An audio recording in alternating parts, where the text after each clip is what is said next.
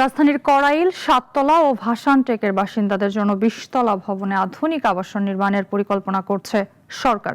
প্রায় ১০,০০০ কোটি টাকার এই প্রকল্পে বিনিয়োগে চীন সম্মতি দিয়েছে বলে জানিয়েছেন স্থানীয় সরকার প্রতিমন্ত্রী। পাশাপাশি ঢাকার বর্জ্য থেকে বিদ্যুৎ নিষ্কাশন ও সৌর বিদ্যুৎ খাতেও বিনিয়োগে আগ্রহ দেখিয়েছে দেশটি।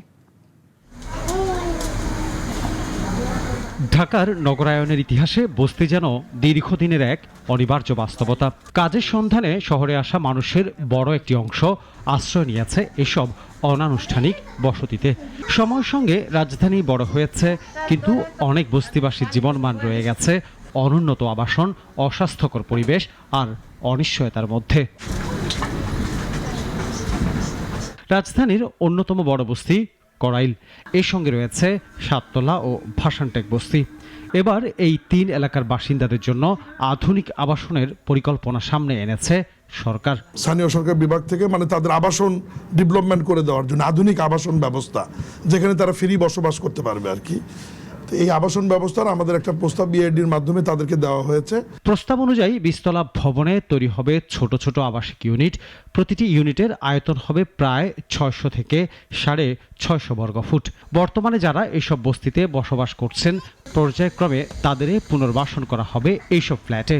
দিতে হবে না কোনো মাসিক ভাড়া, তবে বিদ্যুৎ, পানি ও অন্যান্য ইউটিলিটি ব্যবহারের খরচ বহন করতে হবে বাসিন্দাদের।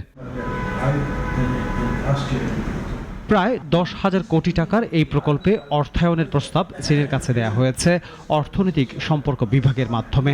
সকালে সচিবালয়ে স্থানীয় সরকার মন্ত্রী ডক্টর আব্দুল মঈন খানের সঙ্গে বৈঠকে চীনের রাষ্ট্রদূত ইয়াও ওয়েন প্রকল্পটিতে বিনিয়োগের সম্মতি দিয়েছেন বলে জানিয়েছেন স্থানীয় সরকার প্রতিমন্ত্রী মীর শাহি আলম।